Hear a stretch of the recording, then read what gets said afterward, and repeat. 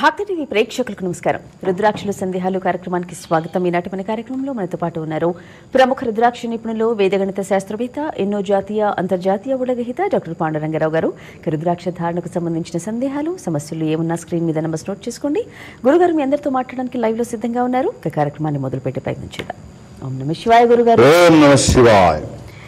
ఏం స్టోరీ చెప్పుకుందాం ఈరోజు? చిన్న కథ చెప్పుకొని ఎప్పటిలాగే కార్యక్రమంలోకి వెళదాం. ఒక అడవి, ఒక కుందేలు, అంటే చెవుల పిల్లి అంటారు. అది చాలా మంచిది. పాపం దానికున్న సామ్రాజ్యంలో, దానికున్న పరిధిలో చేతనైన సహాయం చేసుకుంటూ శాంతంగా ఓ సౌమ్యంగా బతుకుతోంది. ఏదైనా ఎవరికైనా కష్టం వస్తే తన కష్టంగా భావించడం, చేయడం, ఏదైనా సాయం కావాలంటే చేయగలిగినంత చేయడం, అందరి దగ్గర మంచి పేరు తెచ్చుకొని అడవిలో తన మానాన్ని తను బతుకుతోంది. సరే, బాగుంది. ఒకరోజు వేట కుక్కలు 10 చూసాయి, ఒక గుంపుగా వస్తున్నాయి. మంచి చక్కగా లడ్డూలాగా కనిపిస్తుంది. వాటికి నోరు ఊరుతుంది. భలే దొరికిందిలే అనుకొని దీన్ని వెంబడిస్తున్నాయి. కుందేలు మామూలుగా బాగా పరిగెడుతుంది, చాలా బాగా పరిగెడుతుంది. అది ఉరుక్కుంటూ పరిగెట్టుకుంటూ వెళ్ళి వెనక్కి చూస్తే అవి 10 వస్తున్నాయి వేట కుక్కలు. అమ్మ, అయిపోయానికి ఏమీ చేయలేని పరిస్థితి, నేను వాటికి పంటి కింద కూడా రాను, నేను అయిపోయింది నా జీవితం అనుకున్న టైంలో అక్కడ ఒక పెద్ద అడవి దున్నపోత కనిపిస్తుంది. దున్నపోతను అడుగుతుంది,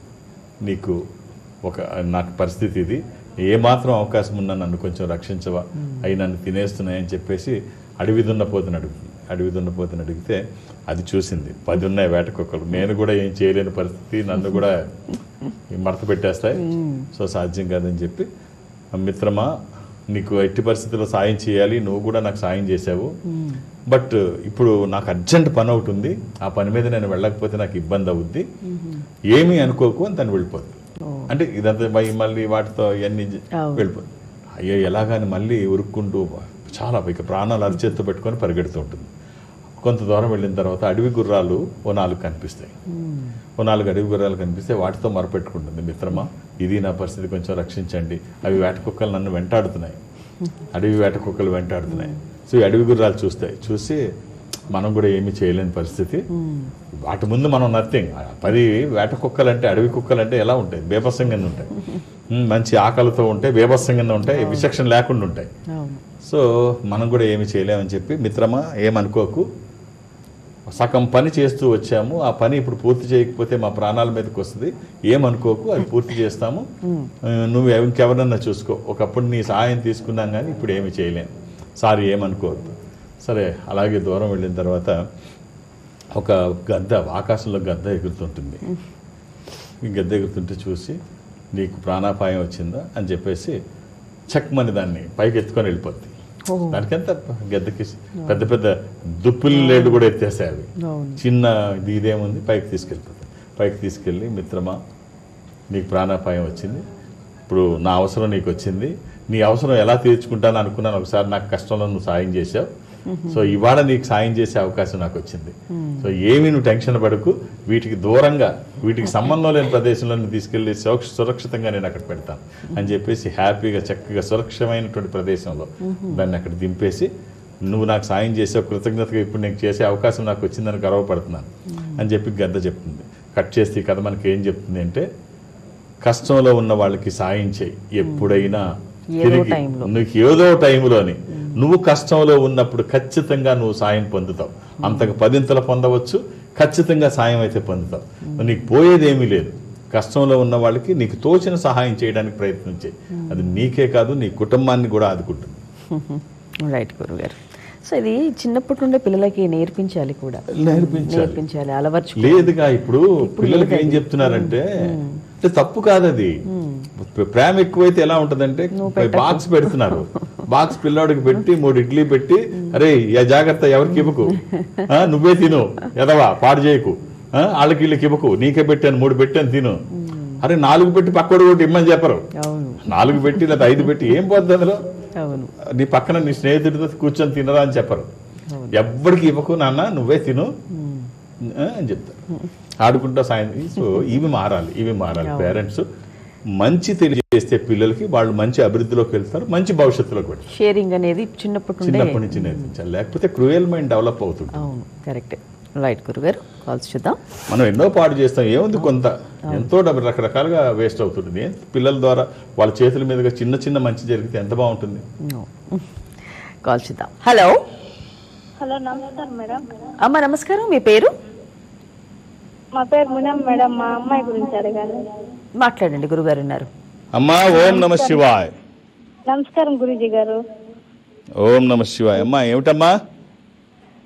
మా అమ్మాయి గురించి అడగాలి సార్. అమ్మ డేట్ ఆఫ్ బర్త్?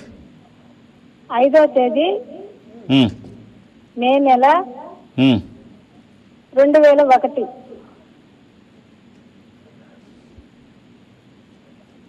అమ్మా శనివారం పుట్టినట్టు తెలుసా అమ్మా? శనివారం పుట్టింది సార్. అమ్మాయికి జాబ్ గురించి, మ్యారేజ్ సార్. ఏం చదువుకుందమ్మా? త్రయోదశి శుక్లపక్షము శుద్ధ త్రయోదశి, ఇది తులారాశి. రైట్. డిగ్రీ అనా? సార్ హలో, డిగ్రీ బయోటెక్ చేసింది sir. Very good very good. ఎంతమంది పిల్లలమ్మా? నాకు 3 పిల్లలు సార్. ఈ అమ్మాయి ఎన్నో అమ్మాయి? అమ్మాయి అయితే మొదటి అమ్మాయి, ముందు అబ్బాయి సార్. సరే, ఒక్క రుద్రాక్ష చెప్తాను. ఒక చిన్న రుద్రాక్ష అమ్మ, 9 ముఖాలు. ఇది అమ్మవారి స్వరూపం, విజయాలు చేకూర్చి దోషాలు నివారించేది. ఈ ఒక్క రుద్రాక్ష అవకాశం ఉంటే అమ్మాయితో ధారణ చేయించండి. 24/7 ఎప్పుడూ వేసుకోవచ్చు, ఎలాంటి నియమాలు లేవు. శరీరానికి తాకే విధంగా చూసుకోండి. ఇది వచ్చిన తర్వాత వాళ్ళ ఆలోచనలో మార్పు వస్తుంది, వాళ్ళు చేసిన పనుల్లో తేడాలు మీరు చూస్తారు. ఆ వచ్చిన ఫలితం ఒక అద్భుతంలా ఉంటుంది. మీ ఆశీర్వచనానికి ఇది తోడైతే, ఈశ్వరానుగ్రహం తోడైతే చాలా బాగుంటుంది. శుభం. ఓకే, మరో కాల్ చూద్దాం. హలో హలో, చెప్పండి అమ్మా, మీ పేరు? అమ్మ గట్టిగా మాట్లాడాలి, మీ వాయిస్ వినిపించట్లేదు. బత్తిన భద్రరావు గారండి. అమ్మా వారి డేట్ ఆఫ్ బర్త్ ఇస్తారా? 1975 అండి. 1975. అంతవరకే తెలుసండి. ఇంకొందని పెద్ద 75 పుట్టారంటండి ఆయన. ఏం చేస్తారమ్మా ఆయన? పుల్లకొట్టుకెళ్తారండి. పుల్లకొట్టుకెళ్తారు. పుల్లలు పుల్లలు పుల్లల కొట్టుకు పుల్లల కొట్టు పుల్లకొట్టుకెళ్తారండి. ఎంతమంది పిల్లలమ్మా మీకు? ఒక అబ్బాయి అండి, ఒక అమ్మాయి, 2 అబ్బాయిలు. సో వీళ్ళేం చేస్తున్నారు పిల్లలు? పిల్లలండి, ఒక అమ్మాయి పెళ్లి అయిపోయిందండి, పాప బాబు. ఇంకొక అబ్బాయికి పెళ్లి అయిందండి, బాబు. ఆ బాబుకి కూడా మొన్న ఒంట్లో బాగాలేదు, రాజమండ్రికి వెళ్తే 19,000 అయిపోయాయండి. ఇప్పుడు చదువుతున్నాడండి. ఏం చదువుతున్నాడమ్మా? చిన్నబాబు అండి, ఇది పాలిటెక్నిక్ చదివండి, జాబ్ కి ట్రై చేస్తున్నాడండి. పాలిటెక్నిక్. సరే, పిల్లాడినన్నా చదివిస్తేనమ్మా. మీరు అందరూ కష్టాల్లోనే ఉన్నారు కదా, సుఖం అంటూ ఏమిటో తెలియకుండా అలాగే బతికేశారు కదా. ఒక్కళ్ళన్నా ఇంట్లో చదివి ఉంటే సుఖం అంటే ఏమిటి, ఉన్నతంగా ఉండడం అంటే ఏమిటి, వాళ్ళకి చదువు ద్వారా వచ్చేది. చదువు అన్నీ తీసుకొచ్చేది. సో చదివించే వాళ్ళు ఇంకొంచెం కూడా చదివించి ఉంటే బాగుంటేది. సరే, ఏదో ఒకటి ఇప్పుడు ఉద్యోగం వస్తే అబ్బాయికి బాగానే ఉంటుంది. దీనికి ఒక సింపుల్గా ఒక 7 ముఖాల రుద్రాక్ష, ఇది లక్ష్మీ స్వరూపము, శని దోషములకి కూడా మంచిది, తక్కువ ధరలో ఉంటుంది. అలా అని ఇందులో నకిలీలు ఉండమని అనుకోవద్దు. నకిలీలు కాదేది కనర్హం అని ఏది కాదు. సో అన్నిటికీ నకిలీలే ఉంటాయి, జాగ్రత్త. అది మామూలుదైనా నకిలీలు చేస్తారు. ఒకటి సరైనది వెయ్యమ్మా, వేస్తే మంచి ఫలితం వస్తుంది. All the best. ఓకే, మరో కాల్ చూద్దాం. హలో హలో అండి. అమ్మా నమస్కారం, మీ పేరు? మా అబ్బాయి అది భూలక్ష్మి అండి. ఓకే అమ్మా, మాట్లాడండి. గురువు గారు ఉన్నారు, డేట్ ఆఫ్ బర్త్ చెప్పండి. అమ్మా ఓం నమ శివాయ్. ఓం నమ శివాయ. ఏమిటమ్మా? 3వ తారీఖు 2వ నెల 1985 అండి. 3వ తారీఖు 2వ నెల 3వ నెల, అది 11వ నెల అండి. 3వ తారీఖు 11వ నెల 1985 అండి. 87. ఓకే, అదే మా అబ్బాయి. ఎవరిదమ్మా ఇది? మా అబ్బాయిది అండి. మంగళవారం పుట్టినట్టు తెలుసమ్మా అబ్బాయి? మంగళవారం అండి. ఎంతమంది పిల్లలమ్మా నీకు? ఓ పాప బాబునండి. ఇది ద్వాదశి శుక్లపక్షము శుద్ధ ద్వాదశి, ఇది మీనరాశి రేవతి నక్షత్రము. ఈ అబ్బాయికి మీరు ఇవ్వాల్సిన రుద్రాక్షలు సప్తముఖి, దశముఖి, ఏకముఖి. 7 ముఖాలు లక్ష్మీ స్వరూపము, శని దోషములకి కూడా మంచిది, దశముఖి విష్ణు స్వరూపము, మానసిక ఒత్తిళ్లు తగ్గడానికి, వాస్తు దోషములు పోవడానికి, న్యాయపరమైన చిక్కులు అధిగమించడానికి. ఏకముఖి రుద్రస్వరూపము, అపమృత్యు బాధలు లేకుండా. ఈ 3 కుదిరితే వేయండి, లేకపోతే 1. ఇవి వచ్చిన తర్వాత మార్పు ఏమిటో మీరు చూస్తారు. All the best. ఓకే గురుగారు, అంటే చాలా మంది కూడా కొద్ది గొప్ప ఎంతో సంపాదించో, లేదంటే చదువుకున్నాకో, లేదంటే కొంచెమైనా ఏదైనా కూడబెట్టుకున్నాక ఇంకా చాలే అని రిలాక్స్ మోడ్లోకి వెళ్ళిపోతారు. అంటే ఒక కంఫర్ట్ జోన్లోకి ఇంకా చాలే అని అనుకునే వాళ్ళకి ఏం చెప్తారు? సమాజాన్ని పాడు చేసేవాళ్ళు వాళ్ళే అంటారు. ఇది బాధ కలగవచ్చు, కానీ చాలా మందికి అభివృద్ధి లేకుండా అక్కడతో చుట్టూ ఉన్న సమాజం ఆగిపోతుంది. సో సమాజంలో బాగా బతకడానికి అవకాశం ఉన్నప్పుడు ఏదో రకంగా ఎందుకు బతకాలి? వివేకానంద చాలా దారుణమైన పదం వాడతారు ఇక్కడ. ఏదో రకంగా బతికేద్దాం అనుకున్న వాళ్ళ గురించి నేను చెప్పలేను, అంటే కొంచెం బరువైన పదం వాడతారు. సో బాగా బతకడానికి అవకాశం ఉన్నప్పుడు ఏదో రకంగా ఎందుకు బతకాలి? ఏదో రకంగా బతికితే ఏమవుద్ది? నీ చుట్టూ ఉన్న సమాజం ఏదో రకంగా బతుకుద్ది. చీవుడు ముక్కులు, చిరిగిపోయిన బట్టలు అలాగే ఉంటుంది.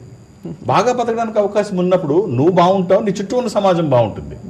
సో ఈ కంఫర్ట్ జోన్లోకి వెళ్ళిపోయి ఎదుగుదల లేకుండా, నువ్వు ఎదగకుండా, నీ చుట్టూ నీ కుటుంబం ఎదగకుండా, నీ సమాజం ఎదగకుండా ఏం చేద్దామని? ఏం 10 జన్మలు ఉన్నాయో లేదో తెలియదు. ఉన్న ఒక్క జన్మని సార్థకత చేసుకోకపోతే ఎట్లాగా? ఇప్పుడు గ్రద్దని ఇది ఆదర్శంగా తీసుకుంటే, గ్రద్ద దాని జీవితకాలం 70 సంవత్సరాలు, 70 ఇయర్స్ బతుకుద్ది. 70 ఇయర్స్ బతికినప్పుడు మొదటి ఒక 40 సంవత్సరాలు అయిపోయిన తర్వాత దాని ముందు 2 సమస్యలు ఉంటాయి. ఒకటి చనిపోవడం, లేకపోతే పునర్జీవనం కోసం పోరాటం చేయడం. పునర్జీవితం ఏంటి? ఇక్కడ 40 ఏళ్ళు వచ్చిన తర్వాత గ్రద్ద పరిస్థితి ఎలా ఉంటుందంటే, ఈ ముక్కు తినడానికి వీలు లేకుండా ఇలా కంప్లీట్ ఇలా ఫ్రంట్కి వచ్చేస్తుంది, ముడిసిపోద్ది. ఇట్లా వేటాడడానికి కానీ తినడానికి కానీ పనికి రాకుండా గోళ్లు పెరిగిపోయి లోపలికి వంగిపోతాయి. అవి చీర్చడానికి, ఆహారం తీసుకోవడానికి అవ్వదు, గ్రిప్ ఉండదు.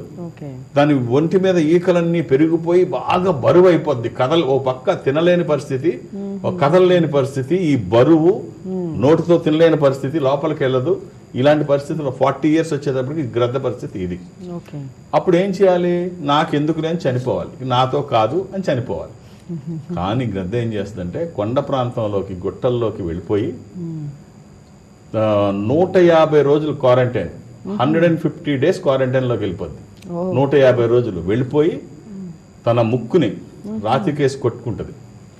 రాతికేసి కొట్టుకొని ముక్కు మొత్తం ఊడిపోయిన తర్వాత మొత్తం ఏమి ఉంచదు, మొత్తం ఊడిపోద్ది. తర్వాత ఇవన్నీ రాతికేసి కొట్టుకొని గోర్లన్నీ పీకేసుకుంటుంది. ముక్కుతోని, చేతితోని, రాళ్లతోని, మొత్తం ఏమీ లేకుండా. అక్కడి నుంచి ఇక దాని శ్రమ 150 రోజులు ఉంటుంది, నరకం. అలా ఉన్న తర్వాత గోర్లు పెరుగుతూ ఉంటాయి, మళ్ళీ ముక్కు కొత్తది వస్తూ ఉంటుంది. ఆ కొత్త ముక్కుతో, కొత్త గోర్లతో ఒంటి మీద ఉన్న ఈకలు మొత్తం పీకేసుకుంటుంది. అవి వస్తూ ఉంటే పీకేసుకుంటుంది. మళ్ళీ అవి కొత్తవి, లేత రెక్కలు, లేత గోళ్ళు, లేత ముక్కు, మంచి మళ్ళీ షార్ప్గా కొత్త జీవితం, నూతన ఉత్సాహం, అన్ని ఆయుధాలు కలిగి ఉండడం. మళ్ళీ అక్కడి నుంచి 30 ఇయర్స్ బతుకుతుంది. అవునా? దీన్ని మనం ఆదర్శంగా తీసుకుంటే చనిపోవడమా, పునర్జీవితమా? 157 రోజులు, 150 డేస్, 150 రోజులు క్వారంటైన్లో ఉండిపోతుంది. ఆల్మోస్ట్ ఒక 5 months క్వారంటైన్లో ఉండిపోయి ఉండి మొత్తం అన్ని సెట్ చేసుకుంటుంది. గోళ్ళు, తన ఈకలు, నోరు, ముక్కు అన్ని సెట్ చేసుకొని మళ్ళీ నూతన ఉత్సాహంతో, పూర్తి అంతకంటే చాలా ఉత్సాహంతో వచ్చి మళ్ళీ 30 ఇయర్స్ 70 ఇయర్స్ బతుకుతుంది. లేకపోతే 40 ఏళ్ళకి తన జీవితం అయిపోయింది అక్కడ. కాబట్టి కంఫర్ట్ జోన్లో ఇక్కడికి ఏదో రకంగా బతికేస్తున్నాం చాలే అనుకుంటే అక్కడితో జీవితం అయిపోద్ది. బాగా బతకడానికి ట్రై చేస్తే మీరు బాగుంటారు, మీ చుట్టూ ఉన్న వాళ్ళు బాగుంటారు, మీ చుట్టూ ఉన్న వాళ్ళు బాగుంటే సమాజం బాగుంటుంది. అంతే. రైట్ గురుగారు, బాగుంది స్టోరీ. మరో కాల్ చూద్దాం. హలో, చెప్పండి మీ పేరు? మాట్లాడండి గురుగారు. ఓం నమ శివాయ. నమస్కారం గురుగారు. అమ్మా నమస్కారం. ఎలా ఉన్నారమ్మా? బాగున్నాం గురుగారు. అమ్మా డేట్ ఆఫ్ బర్త్? మే 30, 5వ నెల, 2001 గురుగారు. 2001 ఒకటే కదమ్మా? ఒకటే గురుగారు. అమ్మ బుధవారం పుట్టినట్టు తెలుసు కదా? అవును గురుగారు. ఎవరిదమ్మా ఇది? మా అబ్బాయి అండి. అష్టమి శుక్లపక్షము, శుద్ధ అష్టమి బుధవారము. ఇది సింహరాశి. రైట్. అబ్బాయి ఏం చేస్తున్నారమ్మా? ఎంబీఏ అయిపోయింది గురుగారు. ఎంబీఏ అయిపోయింది. ఎంబీఏ అయిపోయింది. నైస్. What next? ఇప్పుడు జాబ్ కోసం ట్రై చేస్తూ ఉంటాడు అబ్బాయి. ఎంతమంది అమ్మా పిల్లలు? ఫస్ట్ అబ్బాయి, తర్వాత అమ్మాయి గురుగారు. అమ్మా, ఈ అబ్బాయి జాతకం మీరు గర్వపడే స్థాయిలో ఉంది. చాలా బాగుంది. అంటే ఇంతకు ముందు చూసి బాగాలేదంటే కాదు, బాగుంది. ఇది ఇంకా బాగుంది, చాలా బాగుంది. ఒక్క మంచి రుద్రాక్షలు 2 చెప్తాను, అవకాశం ఉంటే వేసి చూడండి. దానికి ఇది తోడైతే, వాళ్ళ జీవితానికి జాతకానికి ఇది తోడైతే ఎలా ఉంటుందంటే, ఈ త్రయోదశముఖి కానీ ద్వాదశముఖి కానీ 13 ముఖములు కలిగిన రుద్రాక్ష, ఇంద్ర రుద్రాక్ష, రూలింగ్ రుద్రాక్ష, కమాండింగ్ రుద్రాక్ష. అనుకున్నది సాధించడానికి, సంకల్పం సిద్ధించడానికి, కోరికల సాఫల్యం కోసం జాతకపరంగా అవసరమైంది కూడా త్రయోదశి. అది కుదరకపోతే అంటే ద్వాదశి, దాని తర్వాత 12 ముఖాలు. ఏదైనా ఒక్కటి, జాతకానికి 2 సరిపోతున్నాయి. మీకు ఏది వీలైతే అది వేయండి. వేసిన తర్వాత ఫలితం ఒక అద్భుతం. ఇది వేస్తే బాగుంటుందని ఎవరు సర్టిఫికెట్ అవసరం లేదు. అది సరైనది, సరైన పద్ధతిలో వేయగలిగితే సరిపోతుంది. శుభం. ఓకే. క్యాంప్స్ గురుగారు ఈ వారం? గురువారం విజయవాడ 12వ తారీఖు. సో కొన్ని గంటలు అక్కడ ఉంటాను. మీరు ఒక్కొక్క పేరే నమోదు చేయించండి. 2-3 చేసి నన్ను ఇబ్బంది పెట్టి మీరు ఇబ్బంది పడద్దు. ఒక్కొక్కటే ఏముంది, ఇదేం ఎమర్జెన్సీ కాదు. మళ్ళీ రోజు చెప్తున్నాను, మళ్ళీ వచ్చినప్పుడు ఖచ్చితంగా మళ్ళీ కలవచ్చు. ఒకవేళ ఏ కారణం చేతనైనా మీరు రాలేకపోతే, రావట్లేదని వాళ్ళకి అంటే కారణాలు వాళ్ళకి ఏం చెప్పక్కర్లేదు. రావట్లేదని చెప్తే పాపం ఆ ప్లేస్ ఇంకోళ్ళకి ఎవరికైనా కేటాయిస్తారు. మీరు ఎందుకు రావట్లేదు ఎవరు అడగరు. రాక చెప్పండి, వేరే వాళ్ళకి ఉపయోగపడతారు ఆ రకంగా. తర్వాత 2-3 పేర్లు అయితే నమోదు చేయించకండి. ఒక్కొక్క పేరు మాత్రమే విజయవాడలో నమోదు చేయించండి. తర్వాత నన్ను హైదరాబాద్లో కలవడానికి నేను ఎవరికి అపాయింట్మెంట్స్ ఇవ్వను. ఇక్కడ పేర్లు కూడా రాసుకోరు. నేను ఉన్నప్పుడు వస్తే చూసేస్తాను, నేను ఉన్నాను లేదు చెప్తారు అంతే. అంతేగాని ఎవరికి అపాయింట్మెంట్స్ ఇవ్వడం ఏమీ ఉండవు. నేను ఏ రికమెండేషన్ తీసుకోను. పలానాలు పంపించారు, ఇవన్నీ ఏం అవసరం లేదు. దానివల్ల ఎలాంటి ఉపయోగం లేదు. నేను అలాంటివి ఏమి చూడను. నేను ఉన్నప్పుడు వస్తే చూసేస్తాను అంతే. తర్వాత దూర ప్రాంతాల నుంచి కూడా ఇక్కడికి రావాల్సిన అవసరం లేదు. ఎక్కడికి పడితే అక్కడ ఈ సంస్థ ఉంటుంది. ఆ సంస్థకి దగ్గరగా, అంటే నేను సౌత్ ఇండియా, దక్షిణ భారతదేశం నేను చూస్తాను. దక్షిణ భారతదేశంలో ఈ సంస్థకి దగ్గరగా మీరు ఎక్కడైనా ఉంటే, మీరు అక్కడికి వెళ్తే, అంటే అది చెన్నై కావచ్చు, బెంగళూరు, విశాఖపట్నం, విజయవాడ, తిరుపతి, రాజమండ్రి, శ్రీశైలం, వేములవాడ, కాళహస్తి, ఇలా ఏదైనా ఏంటి టీ, కాఫీ, వడ, చట్నీ ఇలా హోటల్లో లాగా అలవాటు అయిపోయింది. ఒకటి ఏమిటంటే అలవాటైంది, ఇంకోటేమో మ్యాథమెటిషియన్, గణితం కదా, గుర్తుంటుంది, అంతకంటే ఇంకేం కాదు. సో ఇలా ఎక్కడికి వెళ్ళినా అక్కడ వాళ్ళు నాతో మాట్లాడించే ప్రయత్నం చేయిస్తారు. మాట్లాడే ప్రయత్నం నేను చేస్తాను. ఆ విధంగా నాతో మాట్లాడినా, డైరెక్ట్గా హైదరాబాద్ వచ్చి నన్ను కలిసినా ఒక్క డేట్ ఆఫ్ బర్త్ చూస్తాను. అలాగే గురువారం 12వ తారీఖు విజయవాడలో కూడా మీరు ఒక్కొక్క పేరు మాత్రమే నమోదు చేయించండి. అర్థం చేసుకొని సహకరించండి. ఓకే, మరో కాల్ సిద్ధంగా ఉన్నారు. హలో హలో అమ్మా, చెప్పండి మీ పేరు? పార్వతి గారు, మాట్లాడండి గురుగారు. ఓం నమః శివాయ. ఓం నమః శివాయ అండి. ఏమిటమ్మా? అబ్బాయి జాతకం అండి. 17/9/1991.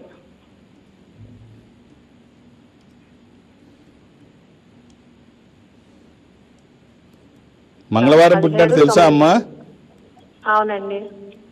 అబ్బాయి ఏం చేస్తున్నారమ్మా? సివిల్ ఇంజనీరింగ్ అండి, ఎంటెక్. ఇది అష్టమి శుక్లపక్షము, శుద్ధ అష్టమి మంగళవారము. ఇది ధనుష్ రాశి. అబ్బాయికి ఇవ్వాల్సిన రుద్రాక్ష దశముఖి కానీ అష్టముఖి కానీ 10 ముఖములు కలిగిన ఈ రుద్రాక్ష విష్ణు స్వరూపం. మానసిక ఒత్తిళ్లు తగ్గడానికి, వాస్తు దోషములు పోవడానికి, న్యాయపరమైన చిక్కులు అధిగమించడానికి జాతకపరంగా పర్ఫెక్ట్ యాప్ట్. దీంతో పాటు ఏదన్నా వేసుకోవచ్చు. ఇది ఒకటి వేసుకున్నా బాగుంటుంది. ఇది కుదరకపోతే అష్టముఖి గణపతి స్వరూపము, ఆటంకాలు లేకుండా వెళ్ళడానికి. ఈ రెండిట్లో ఏదైనా ఒక్కటి వేయండి అమ్మా, చాలా బాగుంటుంది. శుభం. ఓకే, మరో కాల్ చూద్దాం. హలో హలో, చెప్పండి మీ పేరు? మాట్లాడండి గురుగారితో. ఓం నమః శివాయ అండి. గురుగారు చెప్పండి, ఎలా ఉన్నారు? బాగున్నా. Date of birth? Date of birth 3వ తారీఖు 7వ నెల 1976. 3వ తారీఖు 7వ నెల 1976.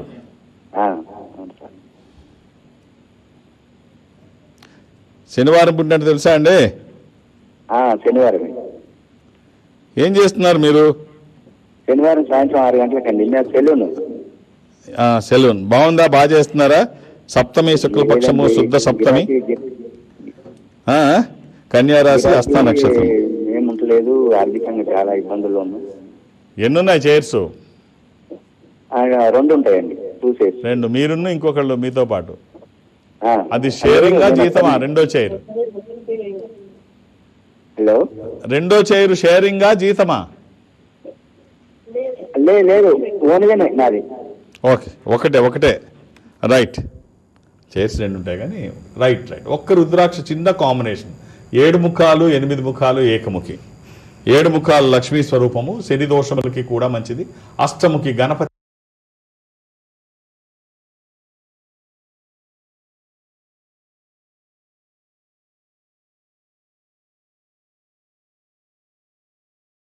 స్వరూపము, విఘ్నాలు లేకుండా ముందుకు వెళ్ళడానికి. ఏకముఖి రుద్ర స్వరూపము, అపమృత్యు బాధలు లేకుండా. కుదిరితే 3, లేకపోతే ఏదైనా 1 వేసిన తర్వాత చాలా బాగుంటుంది. All the best. ఆలోచనలు పెంచండి, బిజినెస్ పెంచడానికి ఆలోచనలు మార్చండి. రైట్. గురుగారు, చాలా మంది కూడా ఈ మధ్య చూస్తున్నాం తల్లిదండ్రుల విషయంలో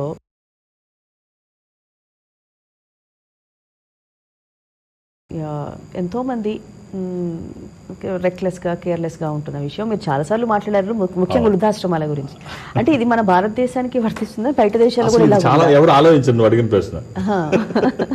వృద్ధులు అన్ని చోట్ల ఉంటారు, వృద్ధులు అన్ని చోట్ల ఉంటారు, పిల్లలు అన్ని చోట్ల ఉంటారు.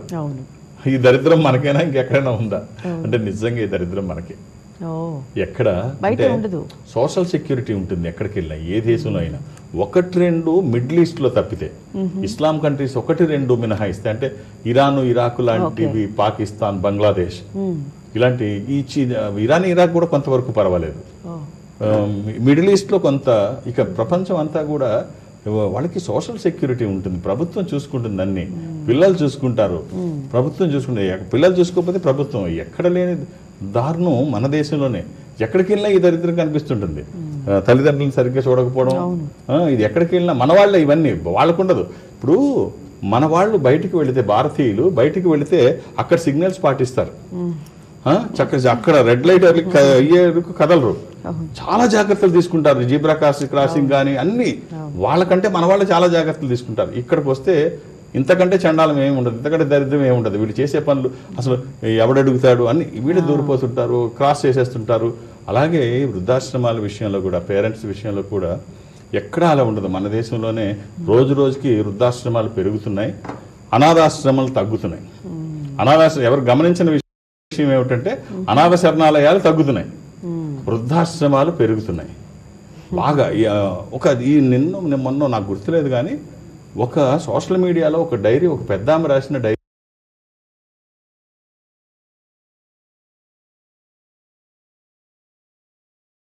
డైరీలో ఒక పేజ్ చదివాను. ఎంత బాధేసిందంటే, అరకొరక చదువు, తెలిసి తెలియని జీవితంలో పెళ్లి, భర్త వేధింపులు, అలాగే తెలియకుండా 2 పిల్లలు, 2 పిల్లలు పుట్టేసరికి భర్త తన్ని తరిమేయడం, ఇంట్లోంచి గెంటేయడం, 2 పిల్లల్ని భుజాన్ని చంకని వేసుకొని బతకలేక ఎటు వెళ్లాలో తెలియక గల్ఫ్ వైపు దృష్టి పడితే, పిల్లల్ని పెంచుకోవడం కోసం గల్ఫ్ దేశానికి వెళ్ళి సూర్యుడంటూ తెలియకుండా, ఇక వంచిన నడుము ఎత్తకుండా రాత్రింపగళ్ళు గొడ్డు చాకరీ చేసి ప్రతి రూపాయి పిల్లలకి పోగు చేసి ఆ పిల్లల జీవనమే జీవితంగా భావించి వాళ్ళ కోసం అన్నీ చేసి, ఇల్లు అన్ని మొత్తం అన్నీ సమకూర్చి, ఇల్లు కారు అన్ని వాళ్ళకి కావాల్సిన అన్ని సదుపాయాలు పక్కన ఉన్న వాళ్ళు చెబుతూ ఉన్నా నీకంటూ దాచుకోకుండా మొత్తం పిల్లల కంటే పిల్లల దగ్గర దాచుకొని ఏమి సాధిస్తాం మనం? వాళ్ళకి తెలియకుండా మనం దాచుకోవడం, అది పేరెంటింగ్ ఎందుకు అవుతుంది? అది పెద్దరికం ఎందుకు అవుతుంది? అలాంటి జీవితం కావాలా అని చెప్పేసి అనుకున్నాను. ఏమీ దాచుకోకుండా వాళ్ళకే ఇచ్చాను. ఇప్పుడు పిల్లలు, నా వయసు 65 సంవత్సరాలు, పిల్లలు ఇప్పుడు నన్ను మెడపెట్టి బయటికి గెంటేశారు. రోడ్డు మీద ఉన్నాను, తినడానికి తిండి లేదు, కాళ్ళకి చెప్పులు లేవు, పని చేద్దామంటే ఒంట్లో ఓపిక లేదు, నీళ్లు పోసే నాథుడు లేడు తాగుదామంటే. ఈ పరిస్థితి ఎవరికీ రాకూడదు అని నిన్నో మొన్నో నేను చూశాను. సో మన వాళ్ళు ఇక్కడే కాదు, బయట దేశాలకు వెళ్ళినా వీళ్ళ మానసిక ప్రవృత్తిలో ఈ ఈ దౌర్బల్యం మెదడులో ఇది పోదు. అరే మన తల్లిదండ్రులు గుండెల మీద చేతుల మీద వేసి మనల్ని పెంచి ఈ స్థాయికి తెచ్చి ఇవాళ మనం ఇలా చేస్తే మన పిల్లలు చూస్తున్నారు, వాళ్ళు మనల్ని కూడా వాళ్ళు ఇలా చేస్తారన్న ఇంగితం లేకపోతే ఎవరేం చేస్తారు? ఈ మానసిక దౌర్భాగ్యానికి ఎవరు మార్పు రావాలంటే. రైట్ గురుగారు, చాలా మంచి విషయాలు నాటి కార్యక్రమంలో రుద్రాక్షల సందేహాల ద్వారా మా అందరితో పంచుకున్నారు. ధన్యవాదాలు. ఓం నమః శివాయ. వీక్షించారుగా ఇది నాటి రుద్రాక్షల సందేహాలు కార్యక్రమం. మరో కార్యక్రమంలో మళ్ళీ కలుసుకుందాం. నమస్కారం. Indo Nepal Rudraksha organisation, Jubilee Hills road number 45 మరియు సమాజిగూడ, హైదరాబాద్. సంప్రదించాల్సిన ఫోన్ నంబర్స్ 9118845678, 9177778855, 8186899997, 7700963888. మా వెబ్సైట్ www.indonepalrudraksha.com.